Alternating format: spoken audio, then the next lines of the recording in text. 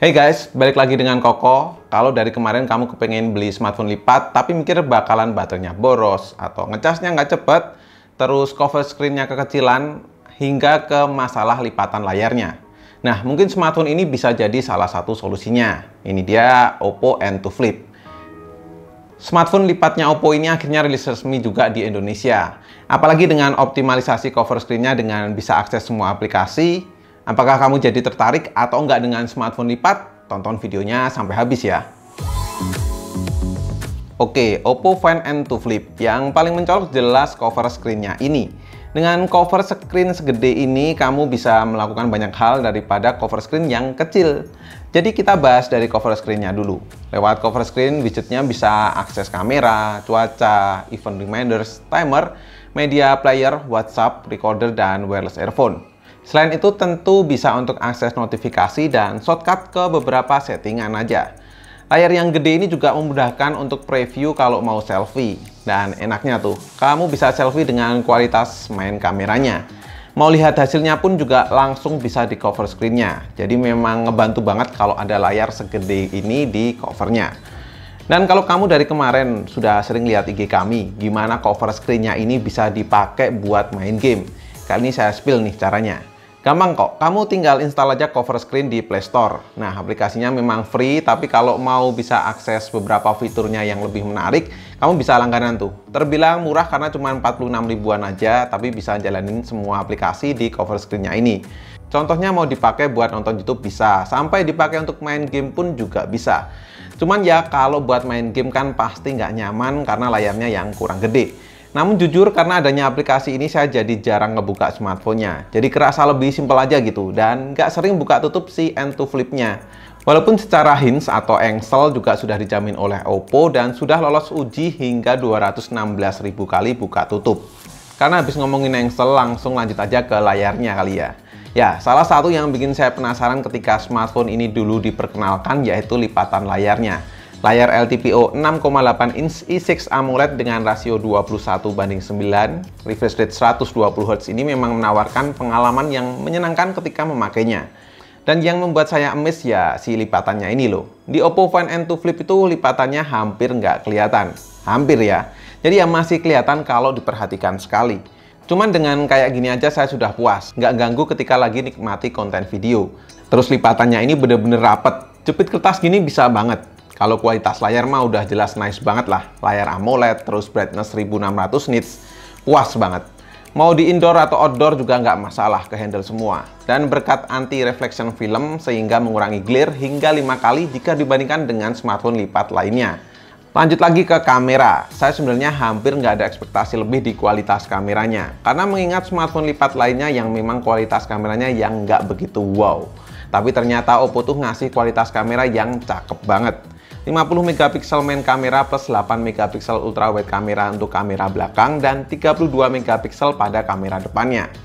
Terus masih dikasih NPU Mari Silicon X yang ngasih komputasi AI sehingga hasilnya tuh makin lebih jernih.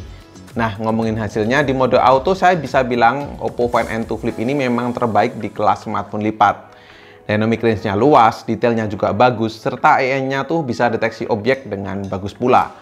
Jadi di beberapa kondisi hasilnya terasa lebih optimal, bahkan ketika dalam kondisi backlight juga bisa dihandle dengan baik. Namun ketika dikasih objek foto, skin tone jadi terasa ada efek beauty-nya.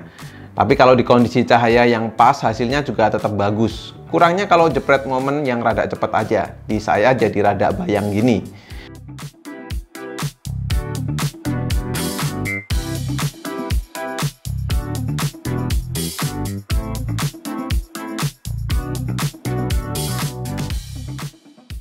Begitu pula ketika di mode portrait, hasilnya juga bagus, separasi blurnya juga rapi, jadi bisa dapat foto yang keren.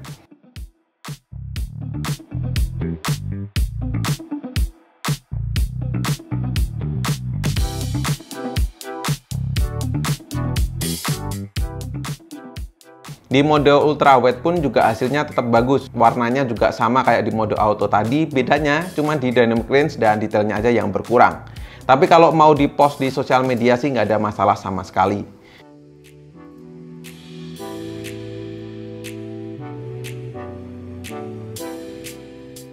Sedangkan di kamera depan bisa dikatakan hasilnya mirip kayak kamera belakang tadi. Ngehandle backlight pun juga bisa asal di angle yang tepat. Skin tone-nya malah terlihat lebih stabil daripada kamera belakang tadi.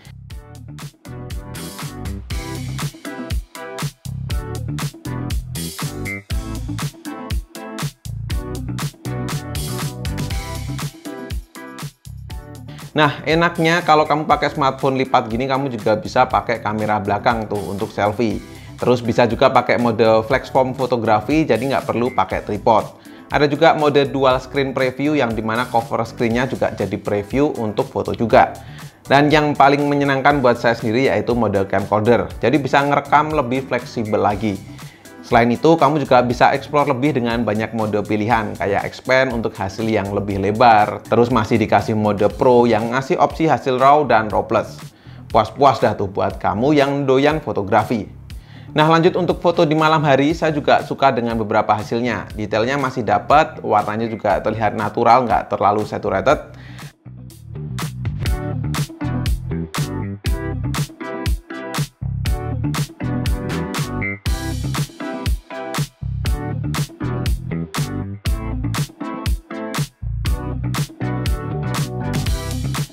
Begitu juga dengan hasil videonya.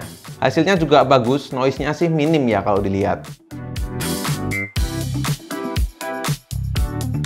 Apalagi kalau kamu take-nya pakai 4K, hasilnya lebih detail dan lebih jernih. Namun hasilnya memang nggak begitu smooth kalau dibandingkan dengan smartphone flagship yang nggak lipat.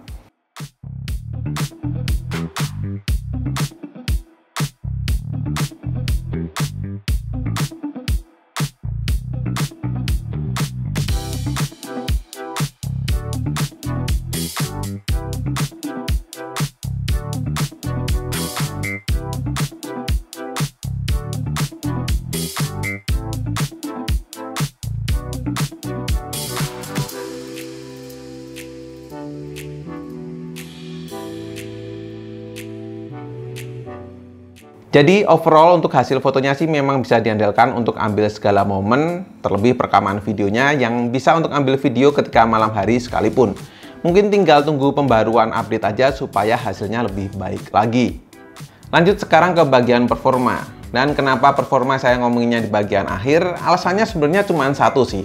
Karena menurut saya smartphone lipat itu nggak perlu pakai SoC yang kenceng banget. Dan sebenarnya alasan ini juga sudah saya sebut ketika kemarin saya review si Galaxy Z Flip 4. Ya, walaupun ini tuh sebuah smartphone yang masuknya di kelas flagship, tapi menurut saya asal SoC-nya tuh cukup untuk memenuhi kebutuhan daily dan tentu hasil fotonya bagus, itu sudah cukup banget lah.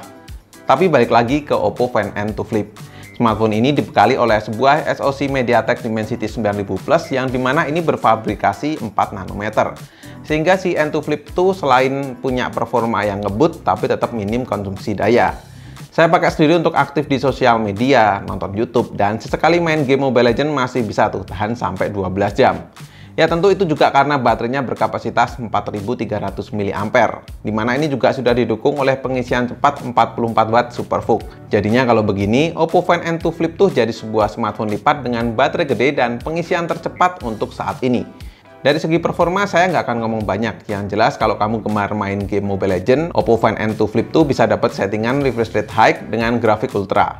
Jelas gambarnya detail, animasinya juga lancar banget, nggak ada yang namanya frame drop, dan saya cuma ngerasa sedikit hangat aja di bagian belakang. Dalam 30 menit bermain, baterainya berkurang 10%, dimana ini juga masih cukup wajar untuk sebuah smartphone lipat ya. Apalagi di Oppo N2 Flip tuh suara speakernya juga mantap. Bisa dibilang walaupun ini smartphone lipat, tapi suara speakernya nggak kalah dengan smartphone pada umumnya.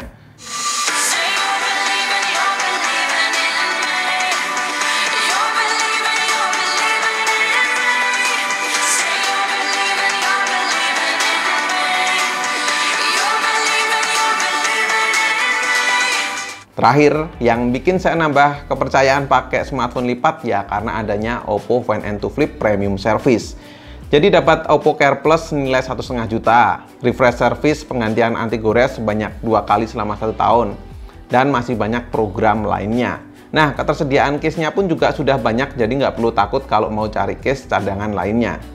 Kesimpulannya, saya jujur betah pakai smartphone lipat ini. Karena ada dua hal penting ketika saya nyari smartphone ada di smartphone lipat ini. Pertama, konsumsi dayanya yang cukup irit, dan pengecasan cepat 44 Watt Super VOOC yang sudah ada di Oppo Find N2 Flip ini. Selain itu, cover screen-nya yang gede, jadi saya bisa akses semua aplikasi lewat cover screen-nya aja. Jadi lebih simple gitu, nggak perlu buka tutup smartphone-nya.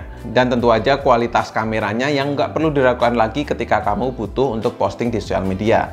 Dari segi harga juga masih reasonable kok. Harganya 14.999.000 untuk varian RAM 8 internal 256 GB. Dan kalau teman-teman tertarik untuk beli, silahkan bisa cek link yang ada di kolom deskripsi ya. Dan cukup sekian untuk video kali ini. Terima kasih banyak yang udah nonton sampai akhir. Koko undur diri dan kita ketemu lagi di video selanjutnya. Bye-bye.